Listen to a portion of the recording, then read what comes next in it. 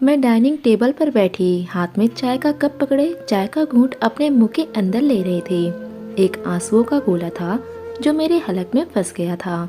देखने में मेरे पास क्या कुछ नहीं था, बेशुमार दौलत थी, बिजनेसमैन पति था, भगवान ने हुस्न भी दिल खोल कर दिया था। लेकिन मुझे एक ऐसी बीमारी थी जिसने मेरा सब कुछ खत्म कर दिया था। 6 माह की प्रेगनेंसी के बाद ही मेरा बच्चा पेट में ही खत्म हो जाता था। मेरे पति ने मेरा हर मुमकिन इलाज करवाया था, डॉक्टर से, हकीमों से, हर किसी से इलाज करवा कर देख लिया था, लेकिन मेरी यह बीमारी किसी भी तरह कम नहीं हो रही थी। मैं औलाद की खुशी के लिए तरसी बैठी थी। मैं अपनी सोचों में मगन थी जब किसी की तेज नज़रों की ताबीज़ ने मुझे हड़बड़ाने पर मजबूर किया था। मैंने सामने देखा तो वो नया नौकर लड़का शीशे की गुलदान साफ करते हुए मुझे ही देख रहा था। जैसे ही मेरी नज़रों का टकराव हुआ, उसकी नज़रों से हुआ, वो घबरा सा गया और फौरन से नज़रें झुकाकर गुलदान साफ करने लगा। अभी कुछ ही दिन पहले पुराना नौकर काम छोड़कर गया था, तो मेरे पति ने ये नया नौकर रखा था। ये नौकर लड़का 25 से 26 साल का था। घर के छोटे मोटे काम और ड्राइवरी का काम करता था। यूँ समझना कि मेरे पति ने उसे मेरे कामों के लिए ही रखा था। मुझे जहाँ भी जाना होता था इसी लड़के के साथ जाती थी। मैंने महसूस किया था कि जब तक मैं गाड़ी की पिछली सीट पर बैठी रहती थी, वो लड़का नज़र बचाकर मुझे घूरता रहता था, और जब मेरी नज़रें उसके चेहरे पर पड़ती तो वो फौरन से नज़रें बदल लेता था। मेरी इस बीमारी की वजह से मेरा पति मुझसे तंग आने लगा था। पति क्या, मुझसे तो पूरी दुनिया ही तंग आ चुकी थी। मैं किसी भी पार्टी में जाती तो औरतें मुझे पीछे पीछे रहती जैसे मैं कोई अछूत हूँ। खास तौर पर प्रेग्नेंट औरतें तो मुझसे यूं भागती जैसे मैं कोई डायन हूँ, और मेरा साया भी अगर उन पर पड़ गया तो उनका बच्चा भी मर जाएगा। मैं अपने आंसुओं को कैसे रोकती थी ये मैं ही जानती थी।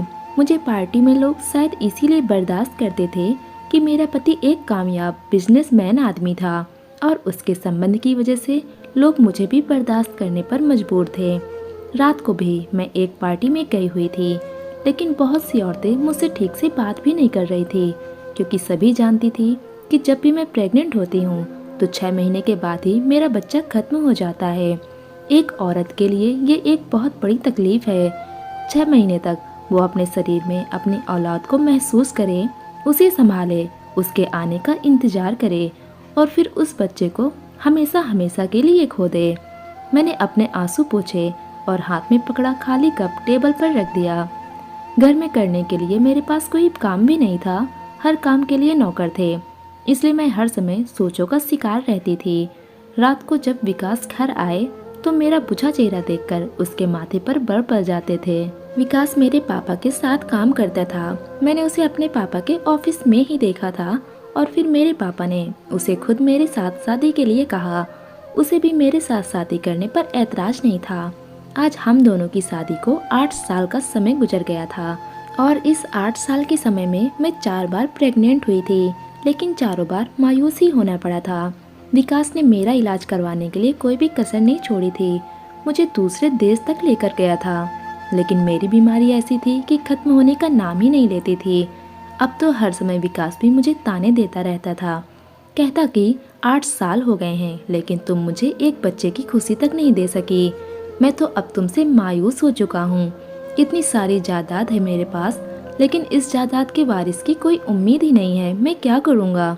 इतने पैसों का, मर गया तो सारा सब कुछ दूसरों के हवाले हो जाएगा। आज भी मैं गुमसुम बैठी उसी की बातें सोच रही थी। मैं उसे क्या कह सकती थी? पिछले 2 साल से तो वो मुझसे ऐसी ही बातें सुनता रहता था, लेकिन मैं बिल्कुल खामोश थी। उसकी अर्थपूर्ण बातों का मतलब मैं अच्छी तरह से जानती थी। वो जो चाहता था मैं उसकी अनुमति उसे किसी कीमत पर भी नहीं दे सकती थी। 2 साल से वो मुझे दबे शब्दों से कह रहा था, और आज तो जैसे उसने मुझे साफ साफ कह दिया। कहने लगा, सुनैना, मैं दूसरी शादी करना चाहता हूँ। ये सुनते ही मेरे सर पर आसमान सा टूट पड़ा था। मैं रोने लगी। मैंने विकास का हाथ पकड़ लिया। मैंने कहा, भगवान के लिए मुझ पर यह जुल्म मत करो। तुम क्या समझते हो? क्या औलाद के ना होने का गम सिर्फ तुम्हें है, मुझे नहीं है? अपनी औलाद को खो देने के बाद लोगों के ताने सुन सुनकर कैसे उन्हें बर्दाश्त करती हूँ, ये मैं ही जानती हूँ। यह मेरा भगवान जानता है। भगवान के लिए मुझ पर ये सितम मत करो, मुझ पर सौतन ले आओ। विकास को मुझसे मोहब्बत थी। शायद यही वजह थी कि पिछले 8 सालों से वो मुझे ये बात कहते हुए कतरा रहा था।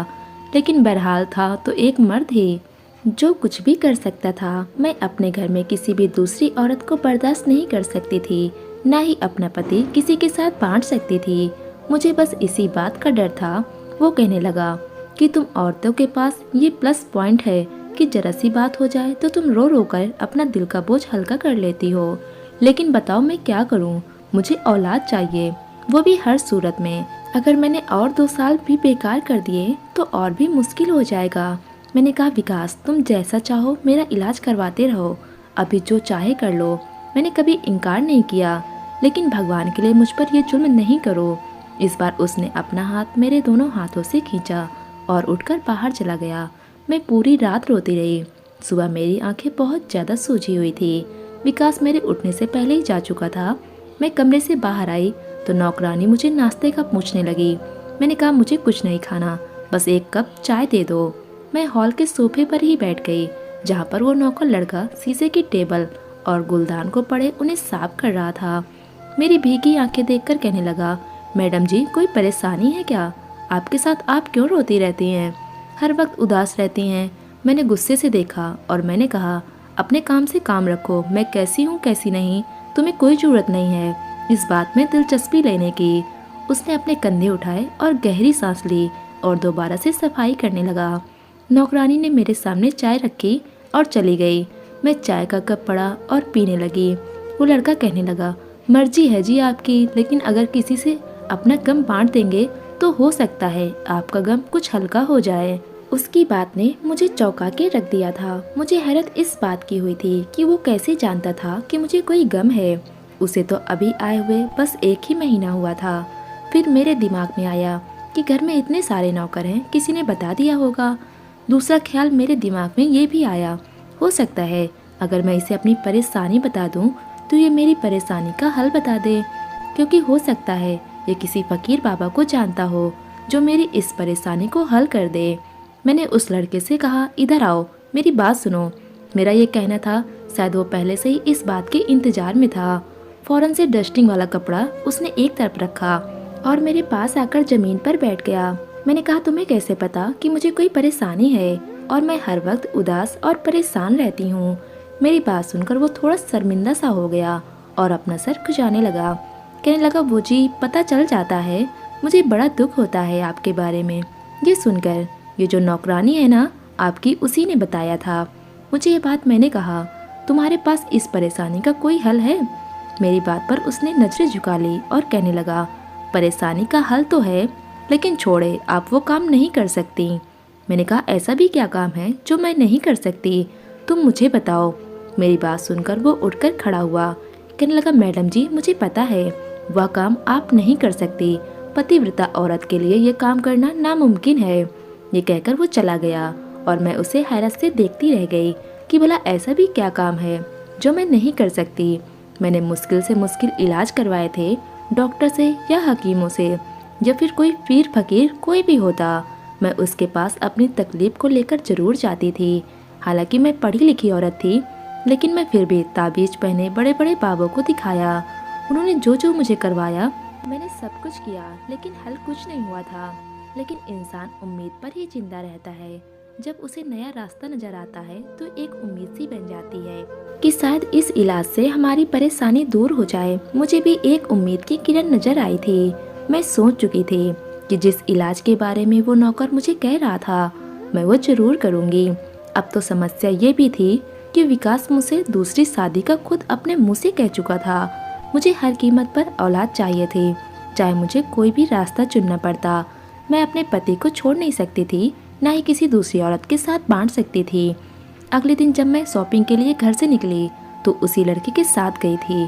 गाड़ी में बैठते हुए इधर उधर की बातों के बाद मैंने उससे कहा, मुझे बताओ क्या इलाज है? मैं हर सूरत वो इलाज करवाना चाहती हूँ। कहने लगा, मैडम जी मैंने आपसे कहा तो है, ये आपके बस से बाहर की बात है। औरत हर काम कर सकती है। मैंने कहा, क्या जो इलाज तुम बता रहे हो उसे 100% मुझे औलाद हो सकती है? वो कहने लगा, हाँ बिल्कुल हो सकती है। और इस बात पर तो मैं शर्त भी लगा सकता हूँ कि आपको औलाद जरूर होगी। जितने दावे से वो इस बात को कह रहा था, मुझे उसकी बातों पर विश्वास सा होने लगा था। मैंने कहा, क्या कोई पापा है जो इस बात का इलाज करता है, या कोई डॉक्टर या कोई हकीम? मेरी बात पर वो हंसने लगा, बोला, नहीं, इन तीनों में से कोई नहीं है। इन तीनों के पास तो आप कई बार जा चुकी हैं और मायूसी लौटी है। मैं हैरान हुई थी कि ऐसा इलाज तो यही 3 तरह के लोग करते हैं। यह मुझे किस बारे में बताने से कतरा रहा है। मैंने बार बार उससे ये बात पूछी कि कैसा इलाज है, मुझे बताओ, मैं जरूर करूँगी। लेकिन वो मेरी बात टाल जाता। जितना मैं उत्सुक थी वो जानने के लिए भी कि वो कौन सा इलाज है जो मेरी इस बीमारी को खत्म कर देगा, उतना ही वो इंसान मुझे बताने को तैयार नहीं था। अब तो मुझे उस पर गुस्सा भी आने लगा। मैंने उसे गुस्सा दिखाया, लेकिन वो फिर भी नहीं माना। कहने लगा, अगर मैंने आपको इलाज बता दिया तो आप मुझे नौकरी से ही निकाल देंगी, और मैं अपनी नौकरी से हाथ नहीं धोना चाहता, क्योंकि मैडम जी, मैं एक गरीब इंसान हूँ और मुझे इस समय पैसों की बहुत ज़्यादा ज़रूरत है। मैं दिन रात बस यही सोचती रहती कि वो मुझे किसी तरह इस इलाज के बारे में बताए, ताकि मेरा घर टूटने से बच जाए। आजकल मैंने देखा था कि विकास मुझसे बिल्कुल बात नहीं कर रहा था। ऑफिस से घर आता तो लैपटॉप लेकर बैठ जाता, और उसके बाद मोबाइल पर कभी अपने दोस्तों से बातें करता रहता तो कभी चैट करता रहता। अगर मैं उससे कोई बात शुरू भी करती तो मुझे इग्नोर कर देता और कमरे से बाहर चला जाता। लेकिन इसके बाद जो मैंने देखा, मेरे पैरों तले से ज़मीन निकल गई। आज भी मैं उस ड्राइवर के साथ एक शॉपिंग मॉल में गई थी, जहाँ मैंने विकास को एक खूबसूरत सी लड़की के साथ देखा। वह तो उस लड़की को शॉपिंग करा रहा था। उसे देखकर तो मेरे होश ही उड़ गए थे। ये तो विकास की वही सेक्रेटरी थी जो शादी से पहले उसके साथ काम करती थी, और शादी के बाद भी विकास ने इस लड़की को अपनी सेक्रेटरी बनाया था। वो नौकर लड़का भी मेरे साथ साथ मेरे चेहरे की उड़ी हुई रंगत देख रहा था। विकास और वो लड़की कुछ दूरी के फैसले पर मेरे सामने एक शॉप के अंदर खड़े हंस रहे थे, बातें कर रहे थे। वो लड़की अपने लिए कपड़े पसंद कर रही थी और विकास से पूछ रही थी कि वो कौन सा ड्रेस ले। मुझे लगा कि जैसे मैं खड़ी खड़ी धुआं हो चुकी हूँ। मेरे अंदर से कोई चीज़ छन्न से टूट गई थी। लेकिन ये मेरा पति था और मैंने उससे बेइंतहा मोहब्बत की थी। उसके साथ मैं किसी भी लड़की को बर्दाश्त नहीं कर सकती थी। मुझे याद है, जब मेरी शादी विकास से हुई थी तो शादी से पहले विकास की यही पर्सनल सेक्रेटरी थी, लेकिन मैंने आते ही इस लड़की की छुट्टी करवा दी थी। मैंने कहा था, विकास, तुम अपनी सेक्रेटरी किसी मेल को रखो, मैं तुम्हारे साथ किसी भी फीमेल को बर्दाश्त नहीं कर सकती। उस समय तो विकास भी मेरा दीवाना था। उसने आसानी से मेरी बात मान ली थी, लेकिन इस लड़की के साथ दोबारा विकास को देखकर मेरे होश उड़ गए थे। दिल में अजीबोगरीब से डर उठने लगे थे। मैं तेज कदमों से चलती हुई विकास और उस लड़की के सामने खड़ी हो गई। मुझे देखकर वो दोनों चौंके थे। मैंने कहा, विकास, ये कौन है? मेरे कहने का अंदाज बहुत ही तेज था। विकास ने कहा, अभी तुम घर जाओ, मैं घर आकर बात करूँगा। मैंने कहा, नहीं, मुझे अभी बताओ, ये कौन है? तुम ऐसे किसी लड़की के साथ कैसे बाजार में घूम सकते हो? तुम मेरे पति हो और मेरे लिए तो तुम्हारे पास समय नहीं होता। जब भी मैं तुम्हें अपने साथ शॉपिंग के लिए कहती हूँ तो मुझे साफ मना कर देते हो। मैं बिजी हूँ और इस लड़की के साथ घूमने फिरने के लिए तुम्हारे पास समय है। मेरा गुस्सा चरम सीमा पर था। मेरे शब्द भी तेज होने लगे थे। बहुत ही आते जाते लोग मुझे और विकास को देख रहे थे। विकास ने जब चारों तरफ देखा तो मुझे गुस्से से घूरने लगे। गुस्से से बोले, बाजार में तमाशा मत लगाओ और घर जाओ। मैंने कहा, मैं क्यों घर जाऊं? अब क्यों है वो तुम्हारे साथ? तुम इसे तो नौकरी से निकाल चुके थे। फिर मैंने उस लड़की को सख्त शब्दों से कहा, निकलो तुम यहाँ से, और अगर दोबारा तुम विकास के साथ नजर आई तो मैं तुम्हारा गला दबाकर तुम्हें जान से मार डालूंगी। मुझे न तो अपने सख्त व्यवहार की परवाह थी, न ही इस बात का होश था कि मैं इस वक्त पब्लिक पॉइंट पर खड़ी हूँ, जहाँ लोग मुझे देख रहे हैं। मुझे तो बस वो लड़की विकास के साथ खड़ी हुई बर्दाश्त नहीं हो रही थी। मेरी बात सुनकर वो लड़की फौरन वहाँ से चली गई। उसके बाद विकास ने मुझे बाजू से सख्ती से पकड़ा और मुझे मॉल से बाहर ले आया। हमारा ड्राइवर नौकर भी हमारे पीछे पीछे आने लगा। उसने मुझे गाड़ी पर पिछला दरवाजा खोलकर अंदर की तरफ धकेला और खुद भी मेरे बराबर में बैठ गया और उस लड़के से कहने लगा, गाड़ी चलाओ। वो चुपचाप गाड़ी चलाने लगा। मैं रोने लगी। मैंने कहा कि तुम विकास, मैं तुम्हें किसी भी कीमत पर दूसरी शादी नहीं करने दूंगी। विकास मुझे कर भरी नजरों से देख रहा था। गुर्राते हुए कहने लगा कि तुमने पहले ही मेरा शॉपिंग मॉल पर बहुत तमाशा बना दिया है। गाड़ी में चुपचाप बैठी रहो, वरना ये ना हो कि मेरा हाथ तुम पर उठ जाए। विकास का ये कहना था कि गाड़ी को एकदम ब्रेक लगी थी। झटके से गाड़ी रोकने के कारण मैं और विकास आगे की तरफ झुके थे। विकास उस लड़के से कहने लगा, तुम पागल हो, गाड़ी क्यों रोका है तुमने? वो पीछे पलटकर देखने लगा। बोला, साहब, औरत से ऐसी बातें नहीं करते। मैडम जी वैसे भी परेशान है, आप उन्हें आराम से भी समझा सकते हैं। मैं ये समझ नहीं पा रही थी कि उसने विकास से ऐसा क्यों कहा था।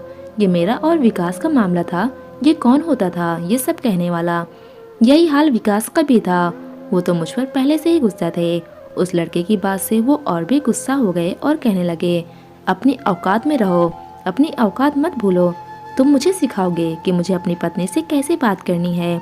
अपने काम से काम रखो और गाड़ी चलाओ। वो लड़का भी काफी गुस्से में था।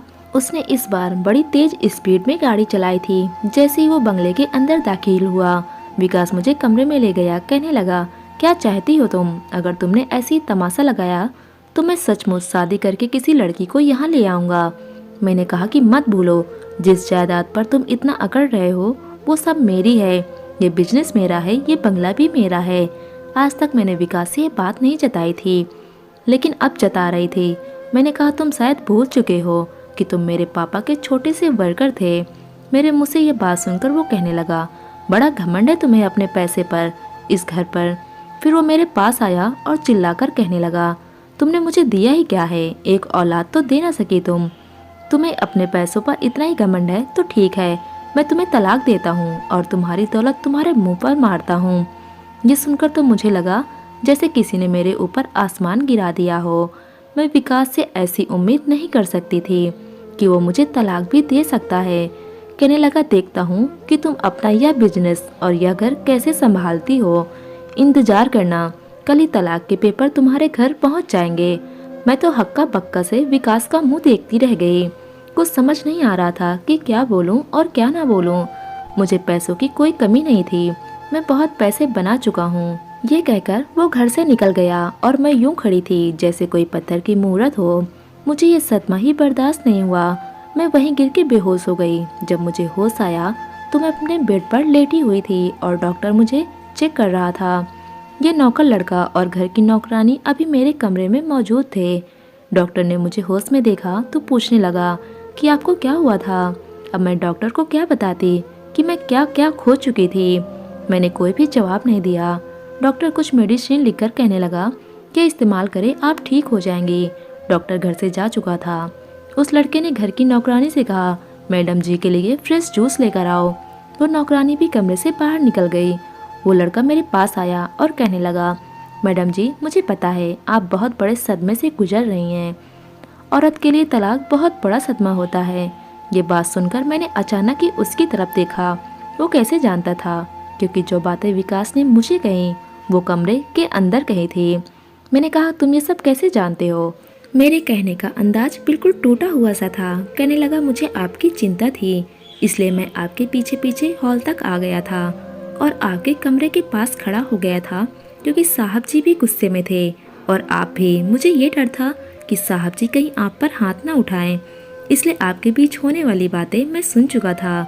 मैं रोने लगी और कहने लगी, अगर मेरी औलाद होती तो विकास मुझे छोड़कर कभी नहीं जाते।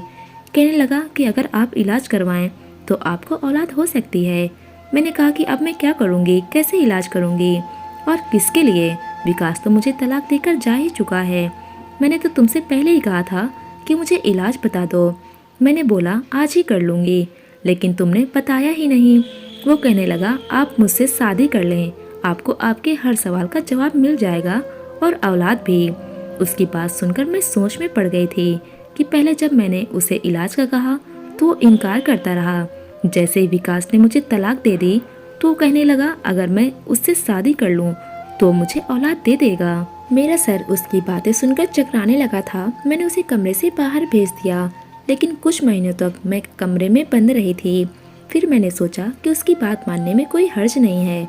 विकास ने गुस्से में आकर मुझे तलाक दे दी है। हो सकता है मैं इस लड़के से शादी कर लूं और मुझे औलाद हो जाए। मैं इससे तलाक लेकर दोबारा विकास से शादी कर लूंगी। पहले ही विकास ने मुझे गुस्से में आकर तलाक दी है, लेकिन मेरा दिल कहता है विकास भी मुझसे बहुत प्यार करता है और मुझे तलाक देने के बाद वो भी पछता रहा होगा। मुझे पूरा विश्वास था कि विकास मुझे दोबारा से अपना लेगा क्योंकि उसे मुझसे औलाद चाहिए, वो मुझे मिल जाएगी। मैंने उस नौकर से कहा मुझे उससे शादी करने पर कोई एतराज़ नहीं है। ये सुनकर वो खुश हो गया। अगले दिन मैंने उस लड़के से शादी कर ली। उसका नाम राजन था। पहली बार मैंने उसका नाम जाना था। मैं शादी के लिए दिल से तो राजी नहीं थी, वो एक मेरी मजबूरी थी। रात को वो मेरे कमरे में आया तो मेरा दिल तेजी से धड़कने लगा, मोहब्बत से नहीं बल्कि डर से। एक औरत के लिए शायद बहुत मुश्किल होता है अपनी ज़िंदगी में किसी दूसरे मर्द को शामिल करना। मैं भी ऐसे ही हालात से गुजर रही थी। खैर वो मेरा पति था और मैं उसे मना नहीं कर सकती थी। उसने मुझे अपनी बाहों में भरा तो मैं उसका विरोध नहीं कर सकी। वो मुझे अपना हक वसूल कर चुका था। मुझे हैरत उस समय हुई जब 1 महीने बाद ही मैं उम्मीद से हो गई थी, लेकिन फिर वही डर मुझे लग रहा था कि कहीं 6 महीने के बाद मेरा बच्चा मर न जाए। लेकिन इस बार ऐसा नहीं हुआ था। मैंने एक बेटे को जन्म दिया था और मैं बहुत खुश थी। लेकिन फिर से वही सवाल मेरे दिमाग में घूमने लगा कि आखिर उसने ऐसा मेरे साथ क्या किया है कि मैंने एक सेहतमंद बच्चे को जन्म दिया। मैंने राजन से इस बात के बारे में पूछा तो वो मुस्कुराने लगा। कहने लगा आपको औलाद चाहिए थी, वो मिल गई है, फिर क्यों परेशान हो रही हो। फिर मैंने कहा ऐसा करो मुझे तलाक दे दो, मैं तुम्हारे साथ अब और नहीं रहना चाहती। ये सुनकर उसने बड़े गुस्से से देखा था। मैंने कहा देखो मैं विकास से मोहब्बत करती हूँ, मैंने तुमसे सिर्फ औलाद के लिए शादी की थी। मैं देखना चाहती थी क्या वाकई ऐसा करने से मैं माँ बन सकती हूँ, और देखो मैं माँ बन गई हूँ। मैं तुम्हारे साथ अब और नहीं रहना चाहती। वो कहने लगा जिस धोखेबाज के साथ आप रह रही थी वो खुद ही आपसे औलाद नहीं चाहता था। हर 6 महीने बाद वो आपको एक ऐसी दवा खिला देता था जिससे कि आपका बच्चा खत्म हो जाता था। ये सुनकर मैं हैरत में उसे देखने लगी।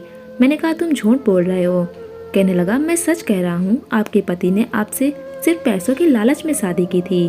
उसके पास पैसा नहीं था और वो एक कामयाब बिजनेसमैन बनना चाहता था, लेकिन वो आपसे कभी भी मोहब्बत नहीं करता था। मोहब्बत तो वो उस लड़की से करता था जिसको आपने मॉल में उसके साथ देखा था। आपके पति ने सिर्फ आपका पैसा इस्तेमाल किया और उस पैसे से ठीक ठाक अपना अलग बिजनेस जमा लिया। आपसे ना तो उसे औलाद चाहिए थी ना ही आपका साथ। ये कहकर उसने मुझे एक फ़ोन थमा दिया जिसमें एक वीडियो थी जिसमें विकास फ़ोन पर उसी लड़की से बातें कर रहा था, जिसमें वो बोल रहा था कि प्लान कामयाब हो गया है। अब उसके पास इतनी दौलत है कि उसे ना तो मेरी ज़रूरत है और ना ही मेरे किसी एहसान की। राजन कहने लगा ये सब बातें मैं उस समय सुन चुका था जब मैं यहाँ नौकरी शुरू की थी, इसलिए मुझे आपसे हमदर्दी होने लगी थी, और कब ये हमदर्दी मोहब्बत में बदल गई मुझे पता ही नहीं चला। मैं आपको सब कुछ बता देना चाहता था लेकिन उस समय मेरे पास कोई सबूत नहीं था। आप अपने पति से इतनी मोहब्बत करती थी कि आप मेरी किसी भी बात का विश्वास नहीं करती। आप मुझसे अपना इलाज पूछती थी, लेकिन मैं आपको कैसे कहता कि आप अपने पति को छोड़ दें, क्योंकि एक पतिव्रता औरत अपने पति को कभी धोखा नहीं देती है। फिर आप भी बिना कोई सबूत देखे उसे कैसे छोड़ सकती थी। मैं सबूत की तलाश में था कि मुझे सबूत मिले, मैं आपको दिखाऊं। जिस दिन आप मेरे साथ मॉल गई थी उस दिन मैंने ये वीडियो बनाई थी। मैं सोच रहा था कि समय आने पर मैं आपको ये वीडियो जल्दी दिखा दूंगा, लेकिन इससे पहले ही आपके पति ने आपको तलाक दे दिया। आप बिल्कुल ठीक हैं, बस आपका पति आपके साथ वफादार नहीं था। क्या अभी भी आप उस इंसान के साथ रहना चाहती हैं? राजन ये कहकर कमरे से बाहर चला गया। विकास की हकीकत जानकर मैं बहुत रोई थी। जिस इंसान से मैंने इतनी मोहब्बत की उसने मुझे धोखा दिया। मेरे दिल में उसके लिए नफरत भर उठी थी। मुझे यूँ बर्बाद करके मैं उससे भी खुश नहीं रहने देना चाहती थी। मैंने अपने वकील से बात की। वकील अंकल ने पापा के ज़माने से ही हमारे फैमिली वकील थे। कोई भी प्रॉब्लम होती वकील अंकल ही समझाया करते थे। मैंने वकील अंकल से बात की और पापा की बनाई हुई वसीयत मांगी, क्योंकि मरने से पहले मेरे पापा ने कहा था कि मैं एक वसीयत बनाकर वकील अंकल को दे जा रहा हूँ। अगर तुम्हें लाइफ में अपने पति की तरफ से कोई तकलीफ हो तो तुम वकील अंकल से बात कर लेना। और जब वकील अंकल ने वसीयत पढ़ी तो मेरे जलते सुलगते दिल पर ओस की बूंदें पड़ गई थी, क्योंकि अब मैं विकास को मजा चखा सकती थी। वसीयत में साफ लिखा था कि मेरे पापा की प्रॉपर्टी से जितना भी पैसा कमाया जाएगा वो सब मेरे नाम पर होगा, और विकास ने जितना भी बिजनेस बनाया था वो सब मेरे पापा की प्रॉपर्टी से बनाया था। इस हिसाब से विकास की एक एक पाई की मैं हकदार थी। कुछ समय बाद ही पुलिस और वकील के जरिए मैंने विकास से वो सारी जायदाद और एक एक पाई वसूल कर ली थी। विकास का सिर्फ इतना ही हक था कि मंथली सैलरी के चलते उसे कुछ परसेंट दे दिया जाता, तो मैंने उसे दे दिया था। विकास जो इतने मजे से अपनी प्रेमिका के साथ शादी करके जिंदगी के मजे ले रहा था, अब वो रोड पर आ चुका था। विकास की उड़ी हुई रंगत देखकर मेरे दिल को बहुत सुकून मिला था। कुछ समय लगा था विकास की मोहब्बत दिल से निकालने में, लेकिन धीरे धीरे मैं विकास की मोहब्बत भूल चुकी थी और राजन के साथ एक अच्छी खुशहाल जिंदगी जी रही थी। वो मुझसे बहुत मोहब्बत करता है और हमारा प्यारा सा बेटा है। मेरी जिंदगी में अब किसी भी चीज़ की कोई कमी नहीं है। दोस्तों, उम्मीद करते हैं कहानी आपको पसंद आई होगी। कहानी पसंद आई हो तो वीडियो को लाइक करें, चैनल पर नए हो तो चैनल को सब्सक्राइब कर लें। धन्यवाद दोस्तों।